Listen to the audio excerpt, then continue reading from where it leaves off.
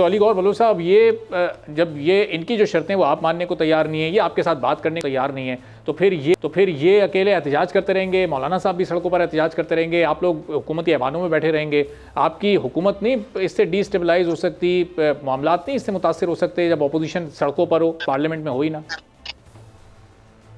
देखिए, बुनियादी तौर पर मैं, चूँकि आखिरी सेगमेंट है, मैं मुख्तसरन 2-3 गुजारिशात करूँगा।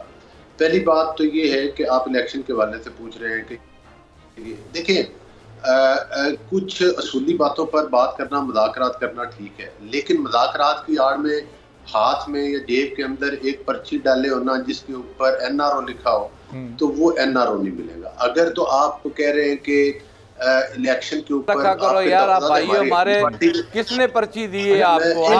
है हालत की पर्ची। जज साहब रुकिएगा जरा, अली गौहर साहब झूठ ना बोले, हकायक पे बात करें, झूठ का सहारा ना ले, खुल के बात का भाई हो यार, टीवी पे बैठे हो। चलें सर, नुक्ता मुकम्मल करने दें। जज साहब जरा मैं एक ज़िमनी सवाल तुमसे पूछ रहा हूं कि अली गौहर साहब, क्या आपके पास NRO देने का? अच्छा नहीं, अली गौहर साहब आपकी टर्न है, आप NRO देना कीजिएगा। ये मांगे तांगे के रिकॉर्डिंग भी है। जज साहब मैं इनसे पूछ रहा हूं जरा। तो डॉक्टर साहब मेरे भाई हैं, ये मुझे पता है, मेरी बात नहीं सुनना चाहते तो मैं चुप हो जाता हूं। नहीं अली गौहर साहब, आप अपनी गुफ्तगू आप जारी रखिएगा, अपना नुक्ता मुकम्मल करने, साथ ये सवाल भी ले लें साथ। मुज़ाकरात के आड़ में जज साहब रुकिए तो जरा, मैं उनसे पूछ लेता हूं यार। जज साहब मैं जरा रुकिए। इकराम का रिश्ता है, आपका मेरा एक एहतराम का रिश्ता है, मेरी गुजारिश है उसको कायम रखना। तो अली गौहर बलोच साहब, क्या आपने आपके पास यानी हुकूमत के पास मैं भी आपसे एहतराम से ही बात कर रहा हूं, आप मेरे सामने बैठ के झूठ बोलेंगे तो आप बात करें ना। जज साहब रुकिएगा जरा, जज साहब मैं आपको मौका देता हूं ना। जज साहब आप एहतराम किसको सुना रहे हैं? जज साहब आपकी तरफ भी आता हूं मैं, एहतराम की वजह से तो आपको कह रहा हूं कि आप झूठ मत बोलें। जज साहब नुक्ता तो मुकम्मल कर लें, वो अपने टाइम में, फिर आप अपने टाइम में मुकम्मल कर लीजिएगा। तो अली गौहर बलोच साहब, क्या हुकूमत के पास इख्तियार है NRO देने का? अगर बिलफर्ज अपोजिशन मांगती भी है तो क्या आप लोग दे सकते हैं? आपके पास है वो इख्तियार? देखिए, हमारा क्लियर मौकफ है, हमारा ये मौकफ है कि इलेक्शन पिटीशन को निपटाने के इदारे मौजूद हैं, और अगर कमीशन भी बनेगा तो इन इदारों के जजों में से बनेगा। कमीशन का तो तुक ही नहीं बनता जब ट्रिब्यूनल्स हैं, उसके आगे हाई कोर्ट्स हैं, सुप्रीम कोर्ट्स हैं, अगर जो भी इनके तफदात है उधर जाए, उसकी आड़ में इंतजार न करें। अभी तो हिने अदालत पर बात हो रही थी और उसकी आड़ में कोई 2013 के बाद भी आप लोगों ने कमीशन बनाया था ना, जस्टिस नासिरुल मुल्क वाला, तो शायद उन्हें दोबारा उम्मीद है कि उसी तरह से फिर एक और कमीशन बने। वो गो के इनके हाथ में नहीं गया था पहले पिटीशन, और वो एक आईनी तरीका वो निपटा ले, वो उसकी आड़ में ये NRO चाहते हैं, वो हम देने के लिए नहीं तैयार। दूसरी बात ये इखलाकियात पे बात की है।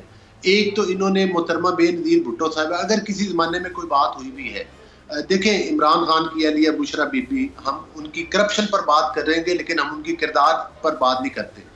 कुछ दिन इनको पता है कि इज्जत का केस बना के बैठे हो। नहीं, इज्जत वो कोई बेहूदगी तो भाई, आप इज्जत का केस बना के बैठे हो। सबसे ज्यादा केस जिसने उसके खामन ने बनाया है, डॉक्टर साहब, वो उसके खामन ने बनाया, हमने नहीं बनाया। उसका खामन खाबर मानिका कहां से निकला है ये भी तो बता लो।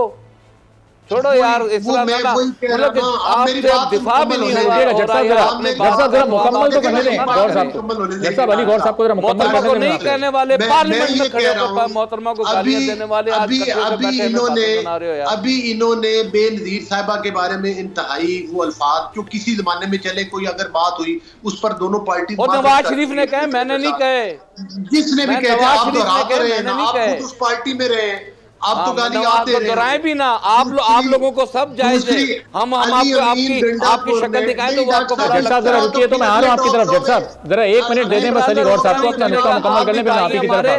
लेकिन आप गलत बयानी से काम ले रहे हैं। जज साहब आप नहीं, गलत नहीं। जज साहब आप अपने टाइम पे गलीज जुबान को बोल सकता है जो उसने मरियम साहिबा के बोले, और एक टॉक शो में खुद डॉक्टर साहब ने गलत बात की मरियम नवाज साहिबा के बारे में। क्या ये इनको देव, इनकी तरबियत ही गलाजत पर मबनी है, इनकी तरबियत ही गंद पर मबनी है। तो ये गंद ही तुम लोग बड़े कल पार्लियामेंट में जो हरकत हुई है उसको भी जरा सामने रख लो। फिर बाद में उन्होंने माफी भी मांग ली और फिर जो कॉन्सिक्वेंसेस नजर है वो भी अब आगे। भाई माफी जिस तरह मांगी हमें पता है, माफी वो प्यार से मांग गए। पूरी पार्लियामेंट खवातीन उठ के खड़ी हो गई, उसकी हरकत करना बनती थी। माफी यार अच्छी चीज है, आप लोगों ने ढूंढ लिए। आप एक बंदे का अखलाक आप धज्जियां उड़ा दो, बाद में कहो माफी तो मांग ली और की करिए। इमरान खान ने बदतमीजी की, मरियम साहिबा के बारे में गलीज ज़बान इस्तेमाल की, अमीन गंडापुर ने बदतमीजी की, गलीज ज़बान इस्तेमाल की। डॉक्टर साहब मादरत करेंगे आपके प्रोग्राम की वजाहत से, कंडेम करेंगे उन बातों को? जी डॉक्टर साहब करेंगे। आप जो आप लोगों की तरफ से हुआ चले, वहाँ तारिक बशीर चीमा साहब ने तो बहरहाल जो सनावला गलीज जुबान इस्तेमाल करता रहा है, ख्वाजा आसिफ गलीज जुबान इस्तेमाल करता रहा है, कल वो चीमा करता गया है, उसकी पहले तुम माजरत कर लो, मैं भी कर लेता हूँ। है जुर्रत माजरत करने नवाज शरीफ ने जो फ्लोर एहतराम वाला मामला अगर वो मलूज़े खातिर रखें तो बेहतर है। एक दूसरे को हम चूंकि सब बहुत मौजूद और मोहतरम है, तो जरा आप कहकर मुखातिब करें तो बेहतर है। हमारी पार्टी से नहीं है। आप चीमा साहब पे, अगर चीमा साहब ने कोई गलत बात की है तो बिल्कुल उनको करनी चाहिए, उस पर माजरत क्या करनी चाहिए, उनको माफी मांगनी चाहिए अगर उन्होंने गलत बात की है। आप हमारी पार्टी से नहीं मांग लेते, आप मुझे जो कह रहे हैं तो आप भी कर लें भाई। मैं ये कह रहा हूँ नहीं, आपकी तो पार्टी के, मैं तो आपकी पार्टी के बंदे यार, मैं तो आपकी पार्टी के बंदों का बता रहा हूँ।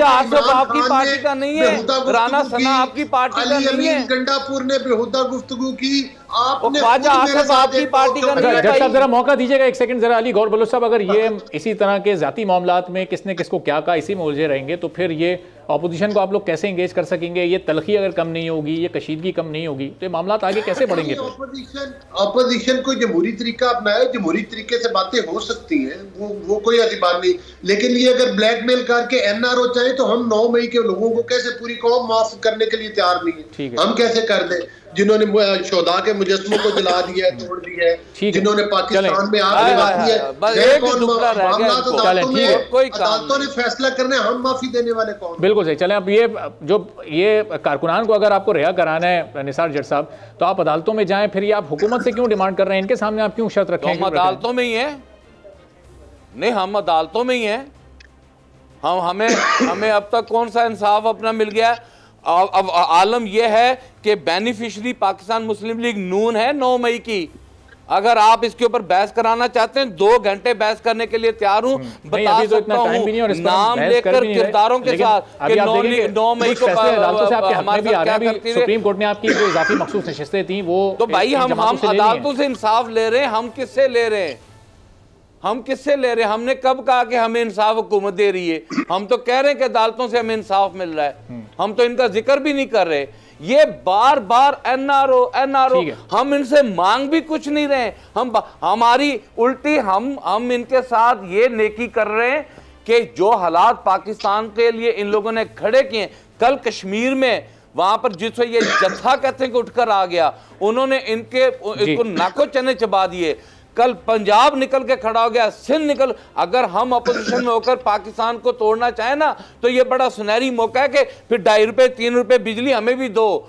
हम लावार से नहीं है, हम इस आवाज को दबा के बैठे हुए कि यार ऐसा कोई मामला ना हो जिससे पाकिस्तान में डिस्टेबिलिटी आए। हम डेमोक्रेटिक लोग हैं, हम जमहूरी हुकूमत का जमहूरी रवैया ही नहीं है, हुकूमत जमहूरी रवैया ही नहीं रखती।